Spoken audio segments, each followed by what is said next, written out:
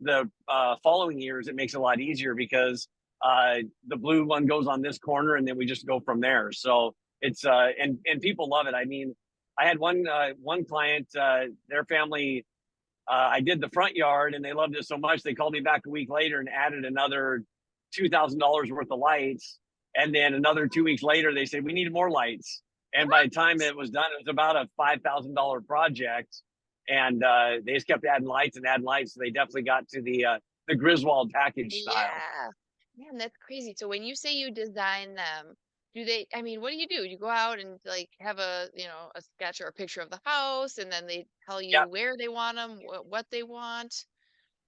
actually, they kind of leave it up to us. They kind of give me an idea of what they want, and I Really? can tell them what we can do. Yeah, so out here in SoCal, we've got the palm trees.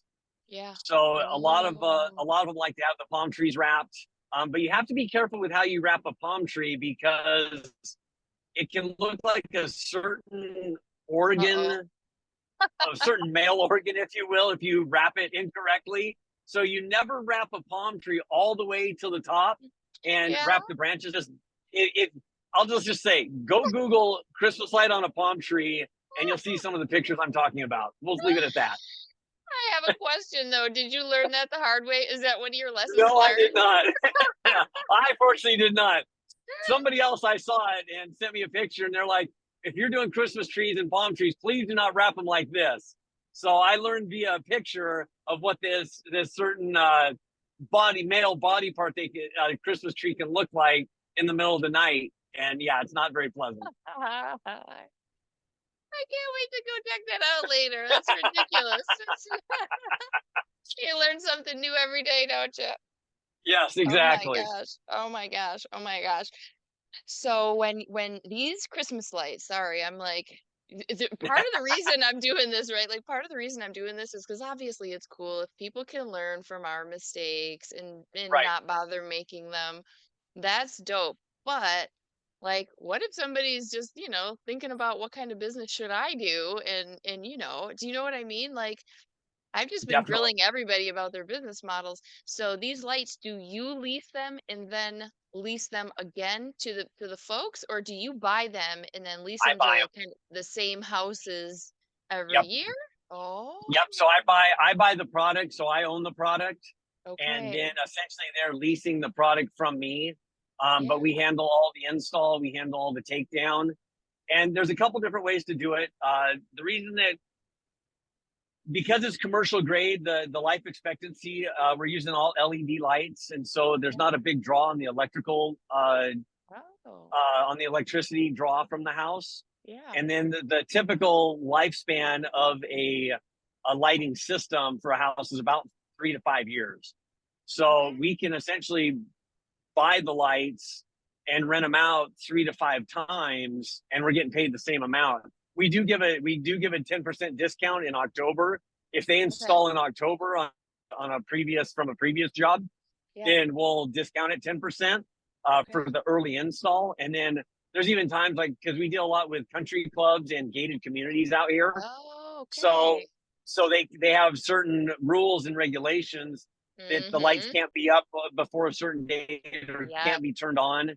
And so we kind of play around with those, and hey, we can put them up but not turn them on. Yep. But we've had very few maintenance calls, and the reason is it's for me it's the attention to detail.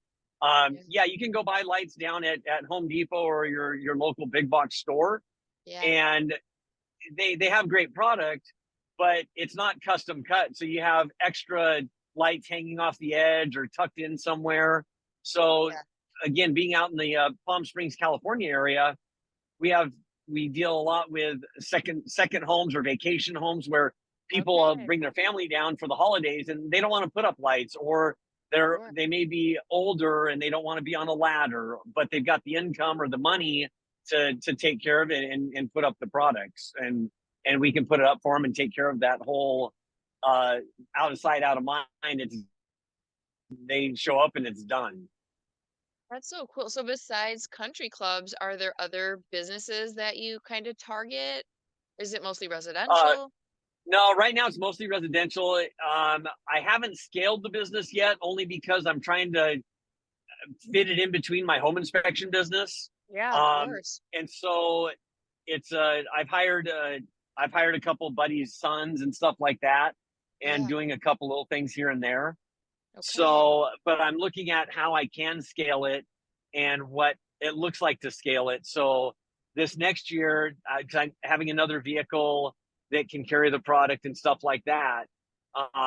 So trying to get that all put in place instead of putting it out there and then not being able to service the clients, or Yeah. getting too much business and not being able to get to them and not have that reputation. So right now, the clients that we have, I mean, the first year I did 10 clients, Yeah. and this last year we doubled that and we had 20. And Nice. I was able to handle that. And next year I'm looking to double that, but I'm building up my product base and then getting another vehicle so that I can have a two-man crew go out and handle the different jobs and stuff like that. Yeah, and since the lights last 3 to 5 years, do they are the lights paid off in the first year, or does it, Yes. okay. Oh, Yep. that's So what amazing. ours so our average ticket price our average ticket price is about $3,500 for one job. And then how much, do the corresponding lights cost? Usually about half. So it's about a 50% markup. So labor and lights and everything's about 50% of that number. That is brilliant. How fun is that? Yeah. There you go. Did you get to where you're going? Well, I was gonna get gas, but I didn't want to jump off the camera, so I just pulled over and parked. So we're good for a little bit. Okay, okay. All right. So lessons learned indeed. Do you have any good ones? I mean, you have two businesses, but you've also, had other interesting careers.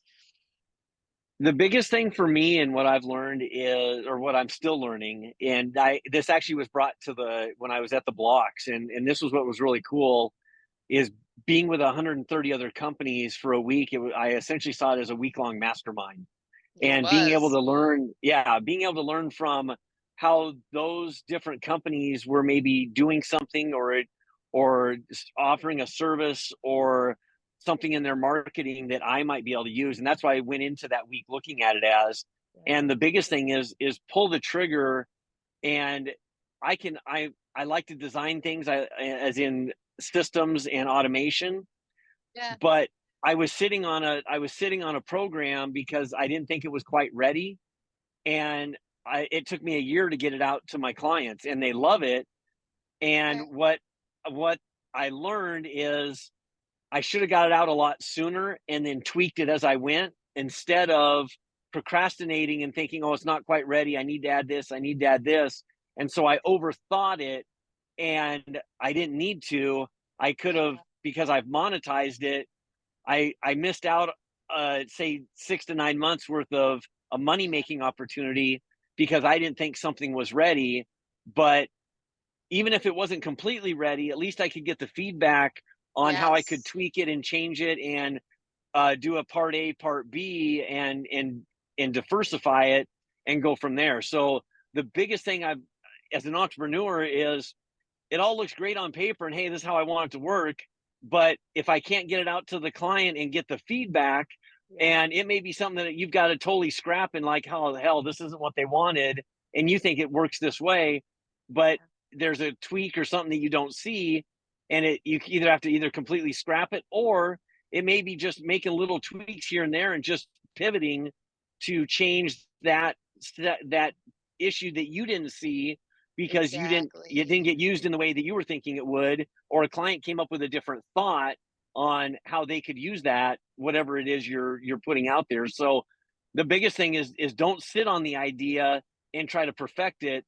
Get it to the point where you can get it out to your clients or out in the public, and then tweak it as you go, as long as you got a good base on that. And that's the Yeah. biggest thing I've learned.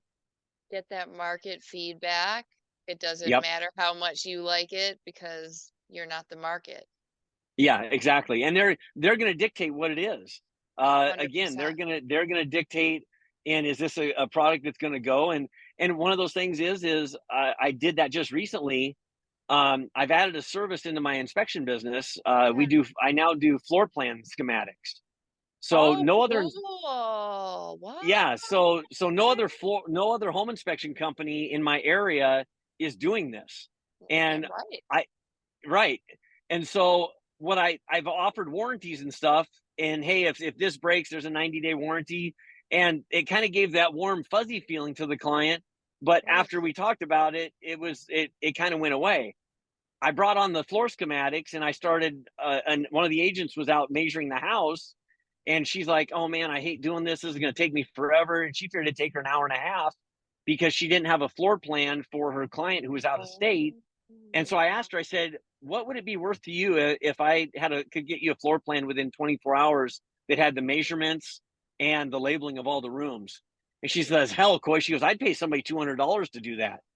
And she goes, ooh, because she was having to measure each room, each window, each yeah. door. It took me 10 minutes to scan the property. I had the report back to her in I had the report back to her in 24 hours. And I told her I didn't, it didn't cost me anything to do it for her.